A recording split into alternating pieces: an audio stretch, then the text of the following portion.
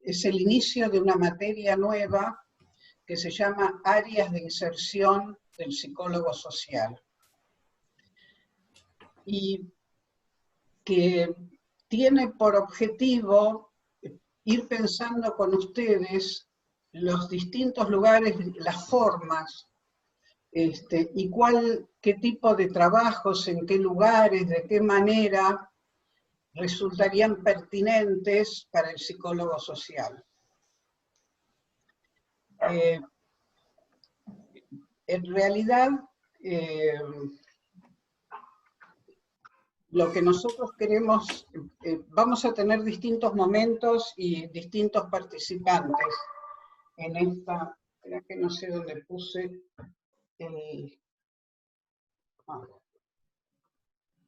distintos participantes en esta materia.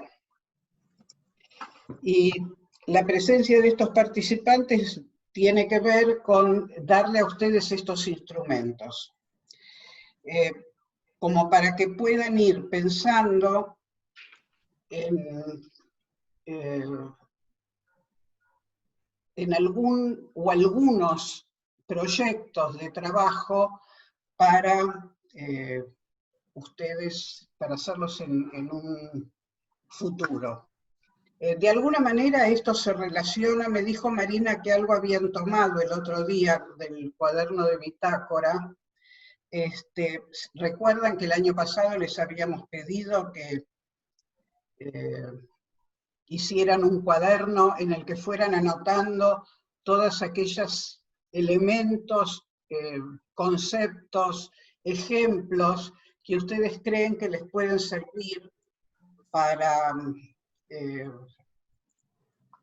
elaborar más adelante un proyecto.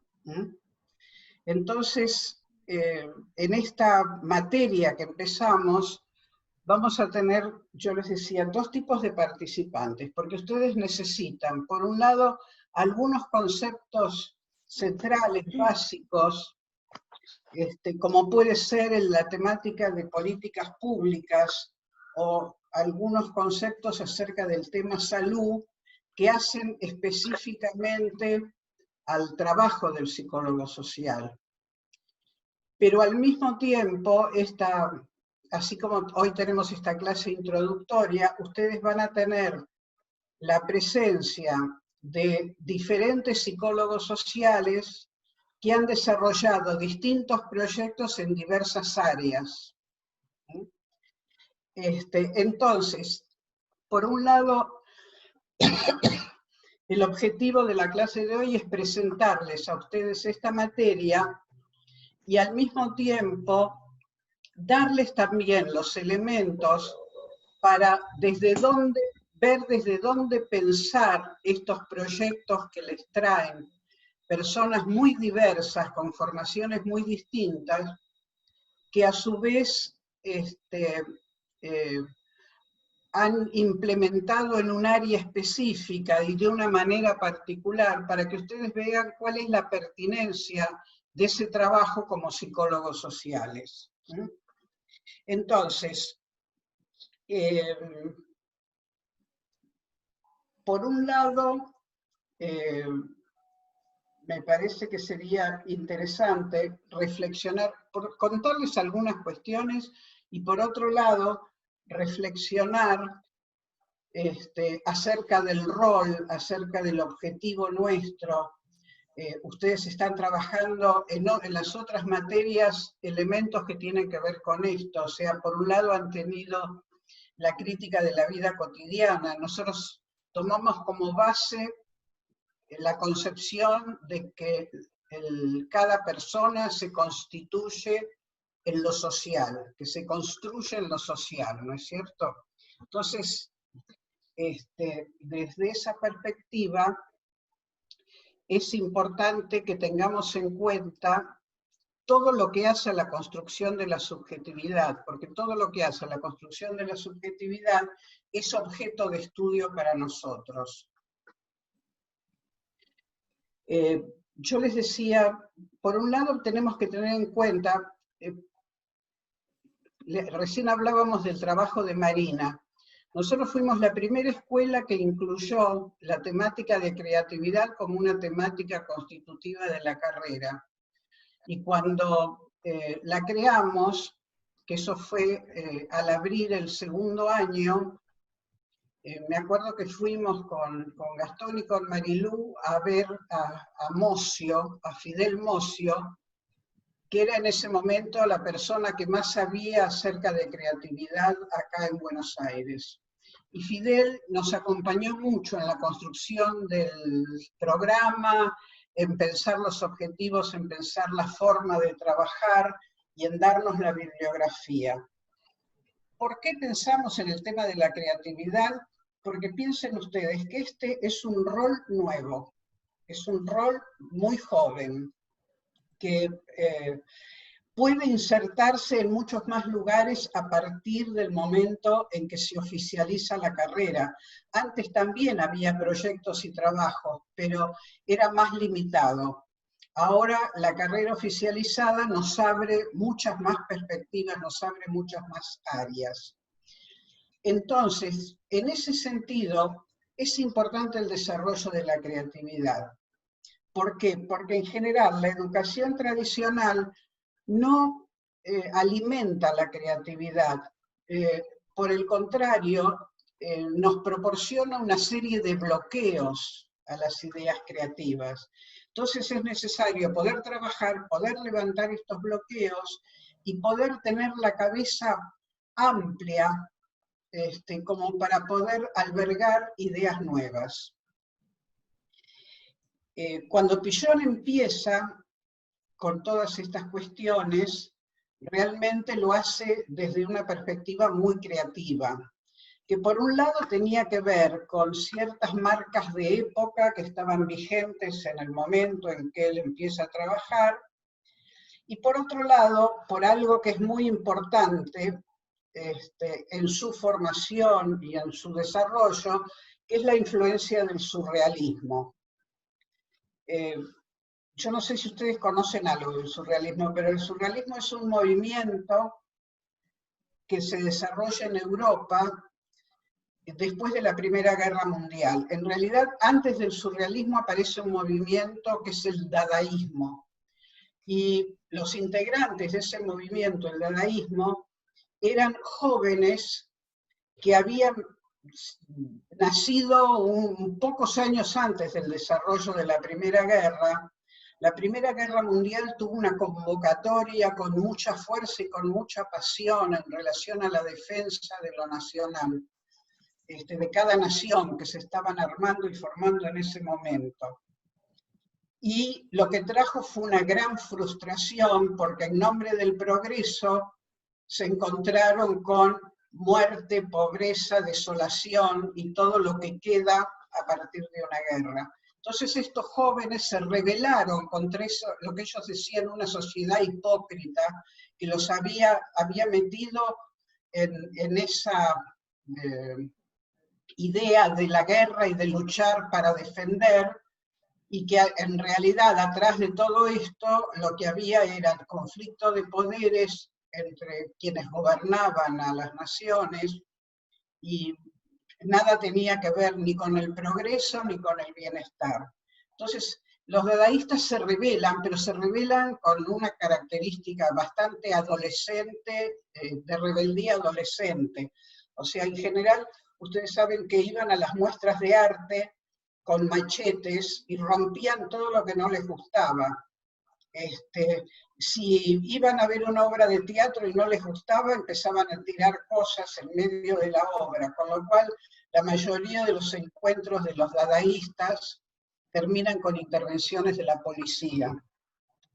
En realidad el movimiento dadaísta tenía esta cosa rebelde de destruir todas las normas vigentes en la sociedad en la que se encontraban, pero sin tener una propuesta de reemplazo. Entonces, poco a poco, algunos que estaban en el movimiento dadaísta se separan de él y así se va configurando el surrealismo, que hereda este espíritu rebelde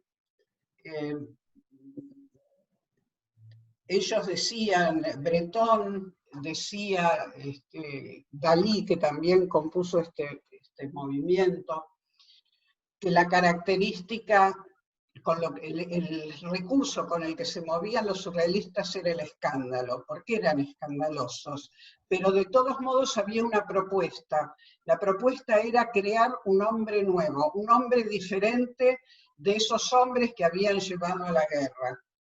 Y entonces empezaban, a partir de lo que era la expresión del ser humano importante, que para ellos era importante, que era el arte. Entonces, una de las cosas que hicieron los surrealistas fue desarmar todas las normas vigentes, todo lo que había en el arte ligado al clasicismo, y entonces incorporar mucho lo emocional, el mundo de los sueños, los afectos, y circular por otros lugares. En realidad, conseguir la emergencia de ese hombre nuevo no fueron, si miramos el mundo en el que estamos y en el que venimos estando, no fueron muy exitosos, pero sí tuvieron muchísima incidencia y la siguen teniendo en el campo de las artes. Ha habido mucha incidencia del surrealismo en el cine, por ejemplo. El cine de Buñuel es un ejemplo de lo que ha sido de la incidencia del surrealismo. Artistas tales como Dalí y Picasso militaron dentro del grupo surrealista. Y bueno, tenemos hasta las letras de los Beatles, canciones de Charly García, es decir, hasta la actualidad hay incidencia de aquello que rompió el surrealismo, que era lo puramente racional y lógico, permitiendo que la ilógica y lo afectivo y lo emocional también tuviera expresión dentro del campo del arte. En ese sentido, yo creo que esa formación surrealista y rebelde y gustosa del escándalo formó parte del equipo de Pillon, de su formación. Pillon tenía cierta vocación por el escándalo, o sea, era muy poco formal en sus apariciones. En medio de las clases hacía chistes que a veces nos ponía al docente en un aprieto, ¿no? Me acuerdo una vez que Gladys Adamson estaba dando una clase y hablaba sobre Juanito, que es un chico que le tenía miedo a los caballos, y donde hay toda una teoría acerca de la castración. Y me acuerdo que Pillon en medio de la clase le dijo, pero Gladys, vos sabés que ahora se cree que en realidad el caballo era una yegua, con lo cual todo el mundo se rió y yo no sé, Gladys salió como pudo. Le teníamos cierto temor a que nos mandara alguna de estas. Otra vez me acuerdo en un encuentro que hubo de psicodrama, en el que se armó una escena, él eligió hacer de perro y caminaba en 4 patas por el escenario, levantaba la pata para hacer pis, hacía cosas que no se esperaban de un profesional de fama internacional. En algún momento Kesselman contaba que cuando fueron a Francia y se encontraron con Lacan en ese momento estaba de vacaciones, y entonces reunió a sus discípulos, a sus alumnos, en una reunión especial para que se juntaran con Pillon y dialogaran. En realidad Lacan lo conocía, pero también tenía mucho respeto porque Pillon había estudiado mucho el tema del surrealismo, y Lacan estaba casado con una mujer que había sido esposa de otro surrealista. Entonces, lo que Kesselman contaba era que mientras Pillon discutía y exponía sus ideas y hablaba con los alumnos, además con el francés, que era su lengua materna, ellos veían con temor que se había sacado los zapatos y que se le escapaban que los buscaba con el pie tratando de rescatarlos y que cada vez le quedaban más lejos. Yo les quiero mostrar con estas anécdotas que son graciosas, pero que no era para nada lo que se esperaba. Sobre todo piensen ustedes, hace 40, 50 años, 60 años, no era lo que correspondía a un profesor o un docente universitario. Entonces tenía ese espíritu surrealista, y yo creo que esto le ayudó a revelarse en relación a las prácticas que había en el campo de la psiquiatría, donde la práctica consistía en encerrar a los locos, aislarlos de la familia, y tenerlos como locos hasta que se murieran. No había tratamientos específicos, los tratamientos que habían eran muy agresivos, a veces deterioraban más a los pacientes, y a veces implicaban medicaciones para doparlos y que no molestaran demasiado. Bueno, él se rebela contra todo esto y propone otro tipo de trabajo, y en ese sentido realiza una innovación importante. Si nosotros pensamos la década del 50, yo les diría desde el 55 en adelante, es una década muy promisoria en el campo de la salud mental en nuestro país, porque suceden varios hechos importantes, fundamentales. Por un lado, se establece el Instituto de Salud Mental. Por primera vez tenemos un Instituto de Salud Mental, y alrededor de estos se van abriendo servicios de salud mental y centros de salud mental. Centro número 1 fue uno de los centros muy famosos en Capital. Por un lado, este Instituto de Salud Mental estaba destinado a establecer y acompañar las prácticas innovadoras que aparecían en el campo de la salud mental, para que no apareciera cualquier cosa.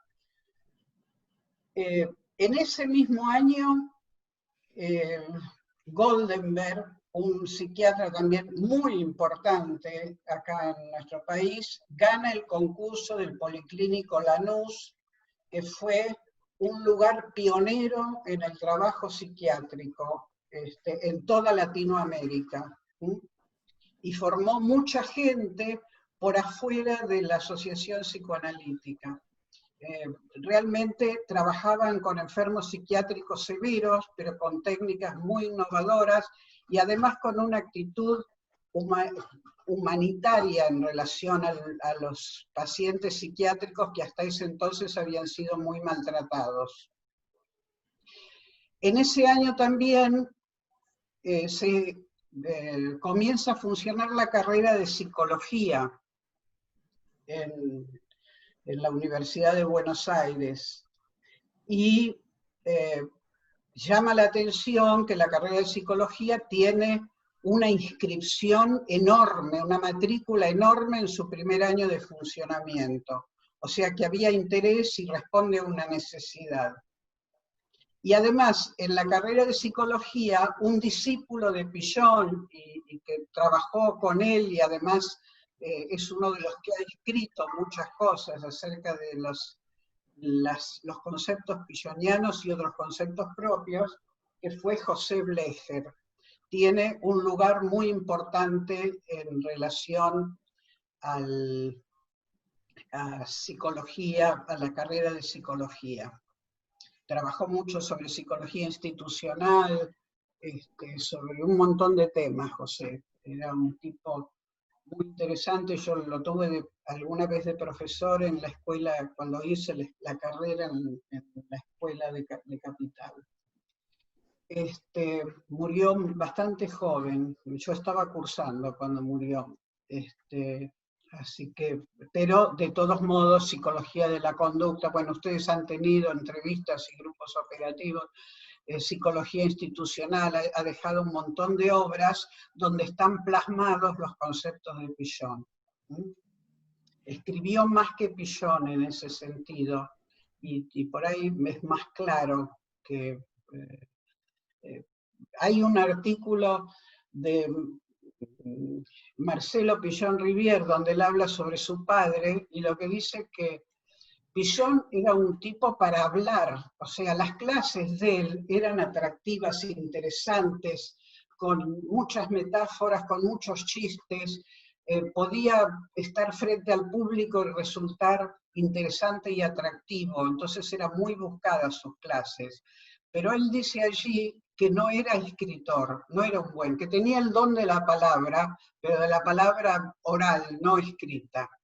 Y realmente los artículos de él, yo me acuerdo una vez que estábamos en el barcito de la escuela y él estaba tomando un café y estaba enojado y decía, no me gusta lo que escribí, no me gusta, es denso, es confuso, se refería a un artículo. Y nosotros, chupamedias, le decíamos, no, pero Enrique, es fantástico todo lo que escribiste. Pero realmente no son atractivos la lectura de sus trabajos, así como es atractiva, es mucho más escucharlo en el trabajo de Cito Lema, donde acá dice un cartel que nos regalan tiempo. Bueno, para la reunión agradecidos a Zoom. ¿Qué? Agradecidos a Zoom, digo. Sí, se ve que les gustó lo de Pillon, ¿viste? Claro. Entonces, se entusiasmaron. Bueno, el tema es que en este medio, en este momento, dentro de esta atmósfera, Pillon desarrolla sus trabajos. Entonces, además del surrealismo, el contexto social influye también para que él pueda animarse y probar e implementar otras formas de trabajo. Comienza en el campo de la psiquiatría, ustedes esto lo saben, empieza a trabajar con los enfermos psiquiátricos, empieza a trabajar como docente en la formación de psiquiatras, arma grupos de estudio, y por un lado allí empieza a implementar lo grupal, y por otro lado empieza a desarrollar sus teorías. Yo me acuerdo que Tato Pawlowski decía que en esa época circulaba por los medios de estudiantes de psiquiatría que había un tipo que estaba en el Borda y que era muy interesante y que toda la gente joven se reunía con él tratando de aprender y de capturar las ideas innovadoras que traía. Allí él empieza los primeros trabajos grupales, trabajando por un lado con los estudiantes y por otro lado hace experiencias, por ejemplo, cuando trabaja en el Asilo Torres, armó con los chicos, algunos chicos eran chicos psicóticos, otros eran chicos con debilidad mental, arma un equipo de fútbol y los hacía jugar contra otros equipos y los chicos funcionaban bien como equipo. Entonces hizo pruebas de este tipo que en ese entonces a nadie se le ocurría. Ustedes recuerdan el caso de las enfermeras cuando tuvo la huelga de enfermeros y se encontró que tenía el servicio del neuropsiquiátrico sin enfermeros. Ahí se le ocurrió armar con los enfermos más sanos un grupo de capacitación y trabajó grupalmente con ellos para que hicieran de enfermeros de sus pacientes, de los otros pacientes. Según él decía, exagerando que fue el mejor equipo de enfermeros que tuvo a lo largo de su carrera. Yo me supongo que deben haber funcionado bastante bien, pero ahí también él trabajó la influencia de lo grupal, en la capacitación, en el compartir una tarea, en el desarrollar, y al mismo tiempo era un estímulo para aquellos que estaban en mejores condiciones, porque los sacaba de un rol de enfermo psiquiátrico y los ponía en un lugar de trabajador de la salud. Así que esas fueron de las primeras intervenciones. En realidad, Pillon tuvo mucha incidencia de Lewin en ese entonces. Y Lewin, en un principio, Lewin ustedes lo vieron con Alicia, ¿no? ¿O no? No tuvieron, no, Lewin lo dio Alicia en primero, perdonen. Lewin es alguien muy importante y que tuvo muchísima incidencia en los desarrollos de Pillon. Pillon tomó muchas de sus ideas.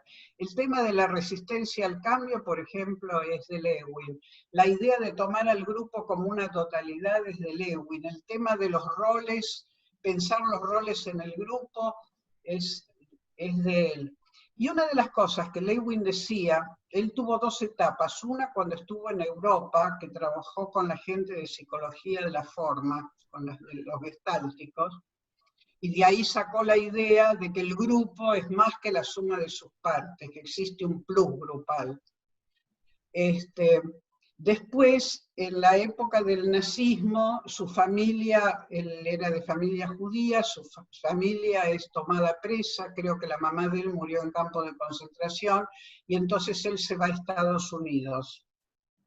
Y en Estados Unidos lo reciben con los brazos abiertos, porque justo era el final de la guerra y permitía, con el estudio que él hizo de los liderazgos, yo no sé si ustedes vieron algo, que estudia la incidencia en el grupo del líder autoritario, del líder laissez-faire y del líder democrático. Y lo que se comprueba, eso lo hacen trabajando con grupos de chicos que trabajan durante un tiempo con este distinto tipo de líderes, y se observan las reacciones. Y lo que se ve es que el líder autoritario genera como un enojo, violencia reprimida que en algún momento estalla. El líder laissez-faire genera un caos y como una cosa de confusión porque no conduce, deja hacer cualquier cosa. Y que en realidad que tiene una influencia importante es el líder democrático. Bueno, los yanquis tomaron esto que les venía al pelo desde la cosa política, porque les daba argumentos, aunque no necesitaban a Lewin, contra Hitler como líder autoritario, pero ensalzaba el modelo democrático.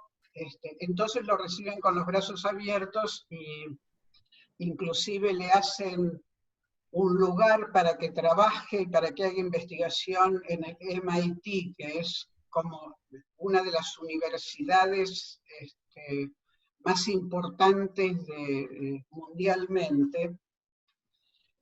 Y Lewin un poco cambia allí, al ser bien recibido, huyendo de un lugar, se imbuye de toda la ideología americana. Entonces, hay dos momentos de Lewin. Antes de ese momento, Lewin pensaba que los grupos eran un buen vehículo para mejorar lo social, y que trabajando con los grupos se podían producir efectos importantes en las distintas instituciones, en los equipos, en los distintos lugares donde había gente reunida, que era un buen vehículo.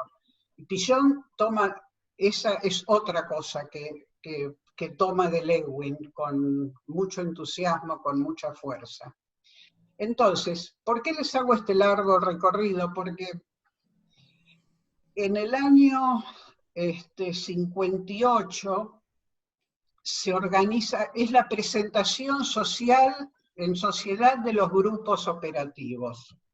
Se organiza una experiencia que ustedes pueden encontrar, yo les voy a dar después bibliografía, que se llamó la experiencia Rosario, donde Pillon le propone a la gente que está rodeando lo más cercana de él, arman una experiencia para probar los grupos operativos en la comunidad, abiertos a la comunidad, sacarlos del ámbito de la clínica, del ámbito ligado a la enfermedad mental, y probarlos con gente de la comunidad. Entonces se organiza esta reunión en Rosario, se le hace mucha difusión, y el equipo se traslada todo a Rosario.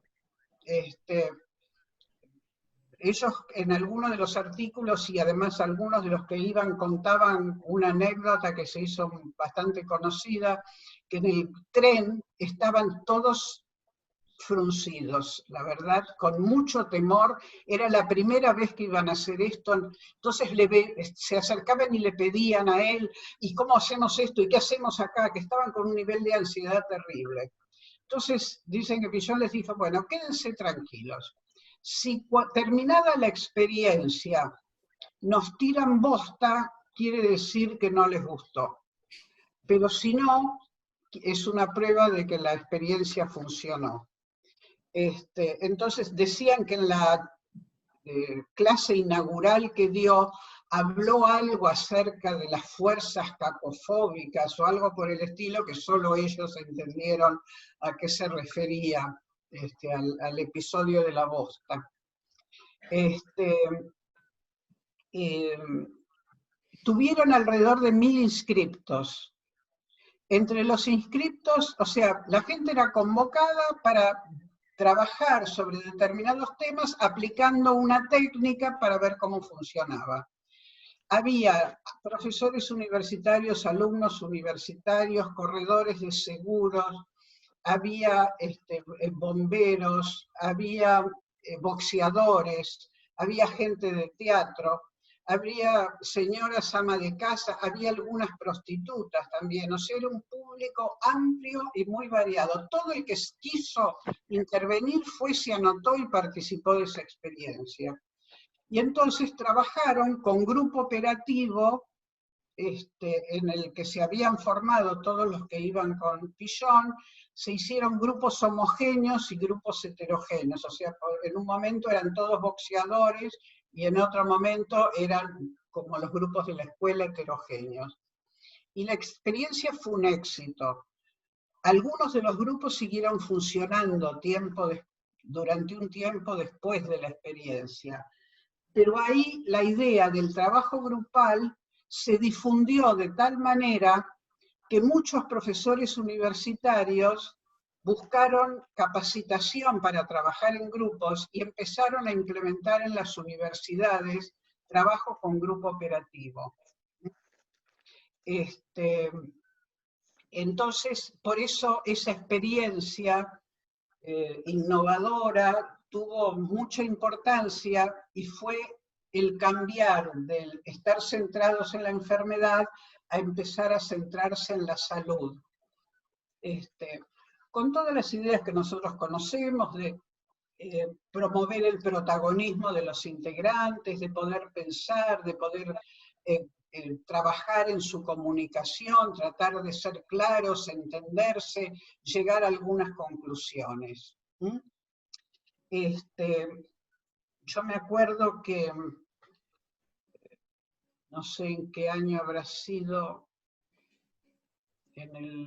antes de eso, o sea, en el 60 y algo, yo empecé a trabajar en dirección de psicología, y en dirección de psicología teníamos un psicólogo a cargo del equipo de Morón, Juan José González, y en las reuniones nuestras de equipo trabajábamos con grupo operativo. Yo ahí tuve la primera experiencia concreta del grupo operativo. Y poco tiempo después, sí, antes del 65 debe haber sido, porque yo empecé a trabajar como docente en la Universidad de Morón, tenía 2 cátedras, y entonces empecé a trabajar con grupo operativo en las cátedras. Daba la clase y después hacíamos reunión grupal. En ese entonces fue mi alumna Rosalba Schroeder, que primero fue alumna y después la integré como ayudante de cátedra.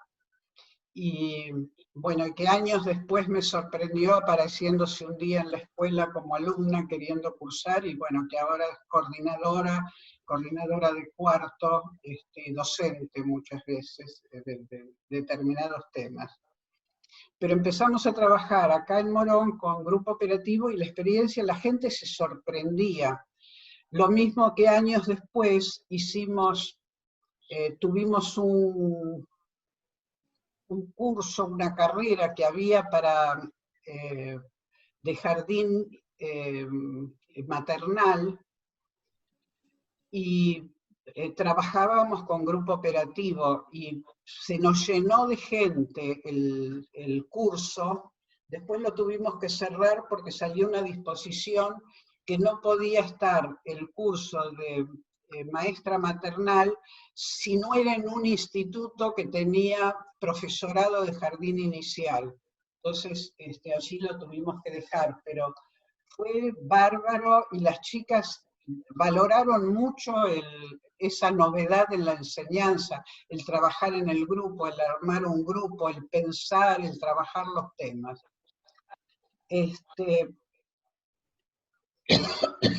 Bueno, esto es un poco rehacer parte de los caminos de Pillón para poder ir entendiendo de qué se trata esto que nosotros trabajamos, ¿no es cierto? Entonces, por un lado, yo lo que querría es que ustedes, primero me parece interesante que hagan un trabajo, que les voy a pedir, Rita, te digo a vos, Sí. me gustaría que cada uno de ustedes haga una especie de currículum punteando las distintas áreas donde ustedes han estado, o estudiando o trabajando. Todo, no censuren nada, porque eso nos permite ver qué parte de la realidad conocemos. Y yo les digo, no es para ustedes, no es para nosotros, es para que ustedes vean por dónde han circulado en su vida, inclusive agrupaciones adolescentes,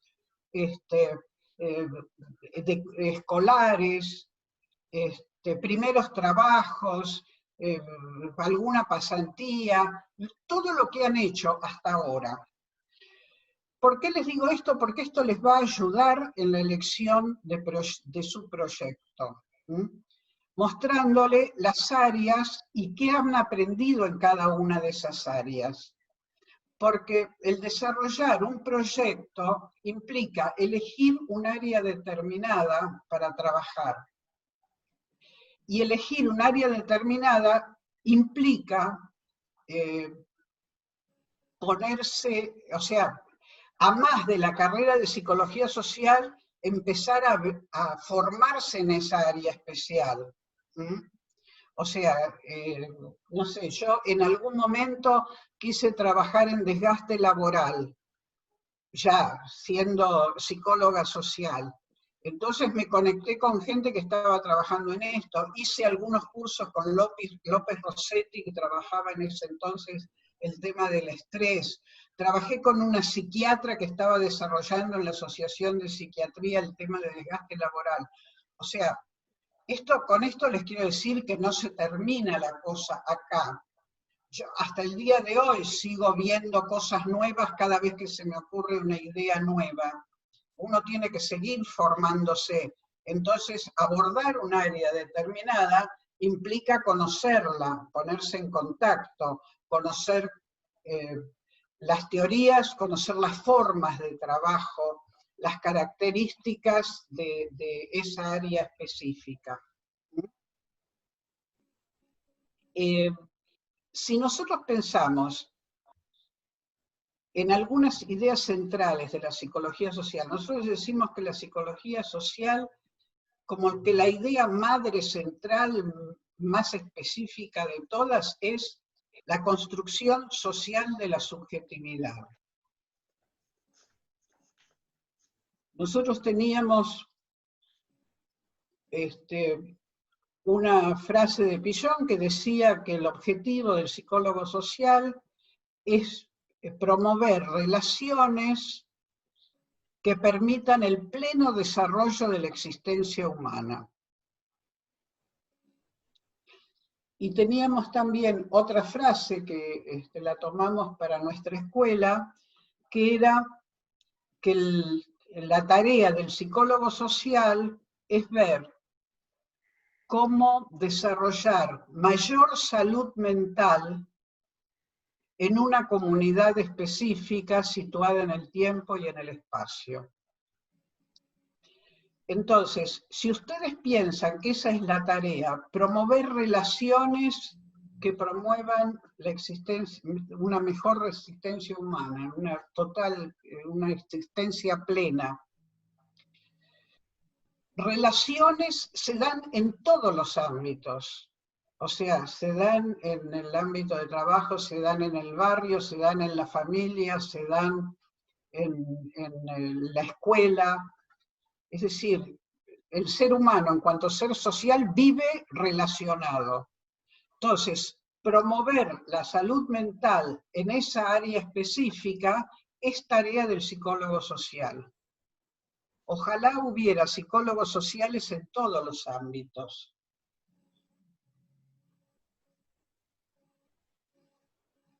Buenos psicólogos sociales, ¿no es cierto? No chantas, sino buenos psicólogos sociales. Esto por un lado. Y yo les decía, en la medida en que nosotros pensamos que la construcción de subjetividad es importante, hay algunas cuestiones que son importantes para ustedes. Por eso van a tener, después de un taller que van a tener la semana próxima, de acá a 15 días van a tener una clase con Alejandra Desi sobre políticas públicas. ¿Por qué? Porque las políticas públicas son fundamentales en el desarrollo de la subjetividad. Piensen ustedes cómo se desarrolla la subjetividad de un chico que vive en su casa con padre, madre, va a la escuela, si se enferma tiene médico, o nace y se desarrolla en una de esas villas de emergencia que uno ve por televisión, llenas de agua, de basura. O sea, ¿puede esa producción de subjetividad ser la misma? Entonces, las políticas públicas permiten que esa subjetividad que se está desarrollando, y que para poder desarrollarse, cuando nosotros nacemos no estamos en condiciones ni de subsistir ni de vivir, necesitamos cuidados, necesitamos protección. Y entonces en esos cuidados y protección nos vamos socializando, y allí lo social nos va construyendo. Hay un pediatra Lippmann que dice: el hombre muerde la carnada de su satisfacción inmediata y se traga el anzuelo de la socialización.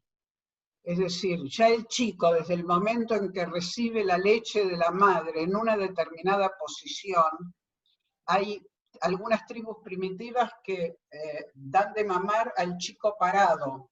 Es interesante, hay algunos trabajos de Malinowski que muestran que el hacer de esta forma configura el no, que el no nace así, y que en cambio en estas tribus el no hace así, porque los chicos hacen así en relación son movimientos que surgen del acto de mamar.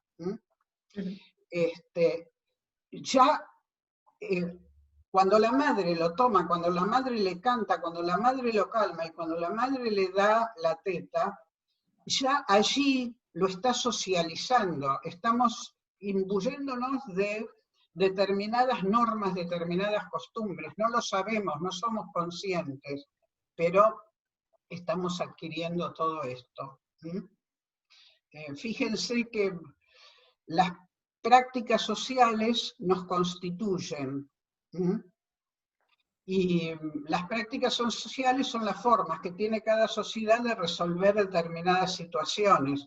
en nuestra sociedad, alguien que va a tener un bebé, se interna en una clínica, en la maternidad, viene la partera, viene el obstetra. Ahora, en algunos casos se está usando el tener el bebé en la casa, pero entonces implica que va el obstetra o la partera un día antes y prepara y acondiciona todo. En algunas otras sociedades más primitivas, existe otras costumbres, como es el famoso de la cubad, en el cual la mujer sigue caminando, haciendo todo, y el hombre se mete en la cama y aúlla y grita y se queja de los dolores de parto. Son distintas prácticas sociales, diferentes. Ustedes vieron Poco Ortodoxa, ¿no es cierto? ¿Vieron la película? Bueno, habrán visto de qué manera lo social varía según con el grupo o el lugar donde uno esté. Yo lo que quiero es, para finalizar, tengo el power, pero no sé si va a dar tiempo para pasarlo. Yo les quería plantear dos preguntas. Por ahí paso del power esto, para que les quede, a ver si tengo que ir a compartir pantalla. Sí. Bueno, acá está el power, pero quiero ir al final.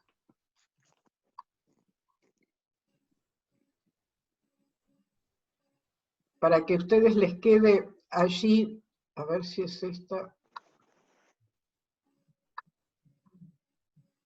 Bueno, acá preguntas en relación a las experiencias. Yo quiero que cuando ustedes escuchen a los psicólogos sociales contándoles el proyecto que han desarrollado, ustedes se pregunten o le pregunten o después lo trabajen entre ustedes. ¿Cómo aporta este proyecto a la producción de subjetividad?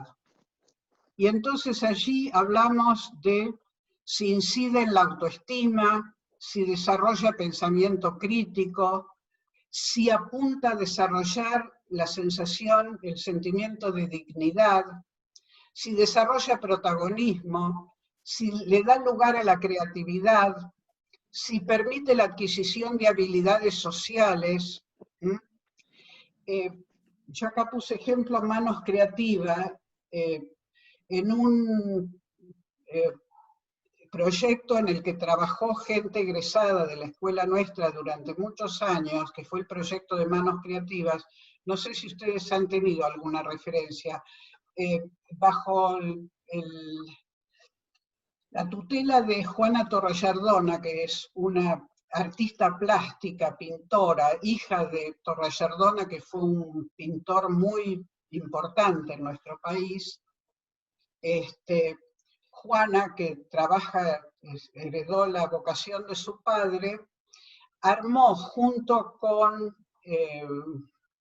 Ana Di Tulio, que es la mamá de Juliana, Chuchi Pinasco, es decir, se armó un grupo y armaron talleres de tapices en lugares carenciados. Juntaban a las mujeres, les daban cierta formación estética que la daba Juana.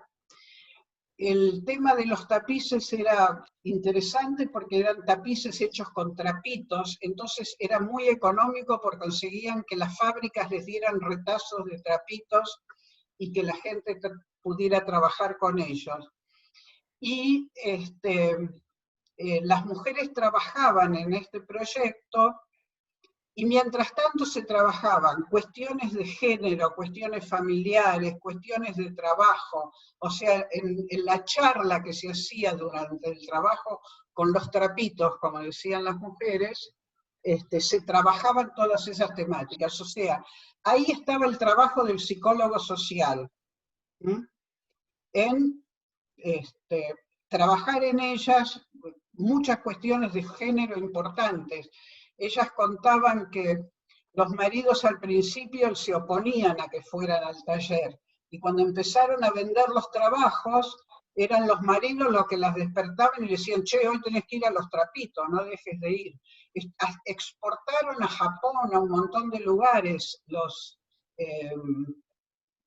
tapices, que eran muy lindos porque además eran mujeres que venían del interior del país. Y entonces en los tapices que hacían evocaban paisajes de sus lugares de origen. Entonces era un trabajo donde además se movía la historia, se movían los lazos, un montón de cuestiones. Bueno, ¿por qué les digo esto? Porque en un momento dado ganaron un concurso para ir a trabajar a México, porque después de los trapitos pasaron a hacer murales, y ganaron un concurso para ir a trabajar con mujeres en el Distrito Federal, en unas paredes muy grandes, para ayudarlas a hacer murales. Realmente era una ironía que al país de los muralistas fueran mujeres argentinas a promover el trabajo. Pero lo que a mí me pareció importante fue que la embajadora de México, cuando presentó el trabajo y presentó a nuestras egresadas y presentó a las mujeres, dijo que habían tenido muchísimos proyectos presentados en relación a esta propuesta, pero que el único proyecto que había cambiado la autoestima de esas mujeres había sido este, que los otros habían desarrollado, habían aprendido a pintar, etcétera, etcétera. Y de hecho, las mujeres, cuando se presentaban en el panel donde expusieron su experiencia, se presentaron como artistas, se presentaron como creativas. Es decir, habían valorizado el aprendizaje hecho, lo que habían podido producir, y realmente se había cambiado, había habido efectos de cambio en la familia y dentro de ellas mismas y en la mirada que el resto de la familia tenía de ellas. Les pongo este ejemplo para que ustedes vean, no es todo esto lo que tiene que haber, pero alguno de estos puntos tiene que aparecer en un proyecto que tenga que ver con el trabajo del psicólogo social. O sea, un psicólogo social que enseña a tocar la guitarra y por más que salga un guitarrista fantástico, no está trabajando como psicólogo social, está trabajando como músico. Entonces, es importante ver estos puntos y muchos otros, o sea, ¿qué desarrolla, qué cambia en esa subjetividad el trabajo que propone este psicólogo social? Y la segunda pregunta es, ¿qué sería en esta área mejorar la salud mental de las personas, del grupo, de la comunidad? Que esto tiene que ver con la definición esta que decíamos, promover un cambio en la salud mental. Y cuando hablamos de salud, piensen ustedes que estamos hablando de salud, no de enfermedad. No es evitar la enfermedad lo que proponemos acá, sino desarrollar la salud. Y la salud, según las definiciones de la OMS, es mucho más que ausencia de enfermedad. O sea, el curar a alguien de sus enfermedades no implica que esa persona sea saludable. Saludable es aquel que puede desarrollarse, que puede crecer, que puede desarrollar habilidades, que puede estar saludable física, mentalmente, emocionalmente. Esa es la idea de salud. Bueno, llegamos justo. Así que, ¿alguna pregunta, alguna duda, algún comentario? Algo digan, por favor.